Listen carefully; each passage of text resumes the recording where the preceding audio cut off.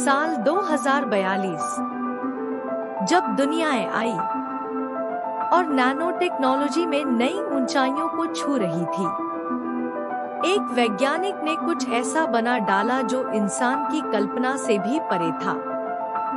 Doctor Arnav Mishra, एक जुनूनी वैज्ञानिक जिसे बचपन से ही अदृश्यता का ख्वाब था। उसने अपनी जिंदगी का हर पल, हर सांस एक ही प्रयोग के लिए समर्पित कर दी थी, अदृश्य होने का विज्ञान।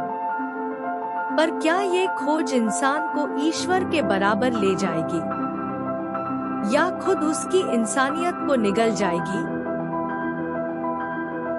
डॉक्टर अर्णव ने एक ऐसा सूट और सीरम विकसित किया था जो शरीर की प्रकाश तरंगों को मोड़ सकता था। एक रात उन्होंने खुद पर यह प्रयोग करने का निर्णय लिया, यह जानते हुए कि ये उनके जीवन की सबसे बड़ी छलांग होगी। कुछ ही सेकंडों में उनका शरीर हवा में विलीन होने लगा। डॉक्टर अर्णव अब अदृश्य थे।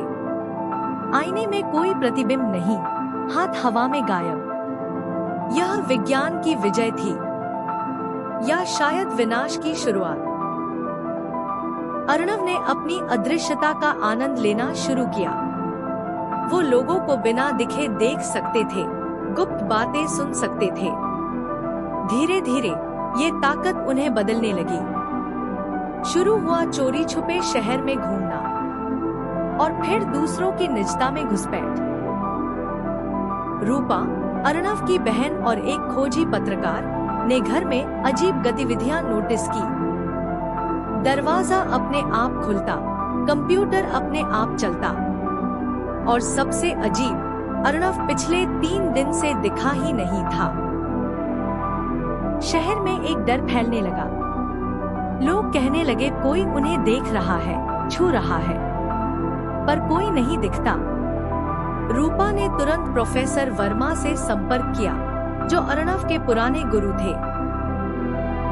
प्रोफेसर वर्मा और रूपा ने लैब की सुरक्षा फुटेज चेक की। वहां बस एक पल में अर्णव गायब हो गया था। अब साफ था, अदृश्य मानव और कोई नहीं, बल्कि अर्णव ही था। रूपा और प्रोफेसर ने एक रिवर्स डिवाइस बनाई। वो अर्णव को बुलाती है, उसे उसकी पुरानी यादें याद दिलाती है। माँ की बातें, बचपन का संघर्ष और उसका असली उद्देश्य, मानवता की सेवा। अर्णव की आंखें भर आईं। भले वो दिख नहीं रहे थे, लेकिन उनकी आत्मा कांप रही थी। उन्होंने डिवाइस लिया और खुद को वापस लाने का बटन दबाया। कुछ सेकंड बाद वो वहां खड़े थे, थके हुए, टूटा हुआ, लेकिन इंसान। डॉक्टर अर्णव ने अपनी तकनीक को नष्ट कर दिया। वह जान चुके थे, जो शक्ति इंसान को अदृश्य बना सकती है, वही उसकी आत्मा को भी खोखला कर सकती है। आज वह फिर से दिखने लगे हैं, पर अब उनकी नजरों में गुरूर नहीं, विनम्रता है। उन्होंने सीखा कि विज्ञान की सबसे बड़ी ताकत संतुलन और नैतिकता में छुपी होती है।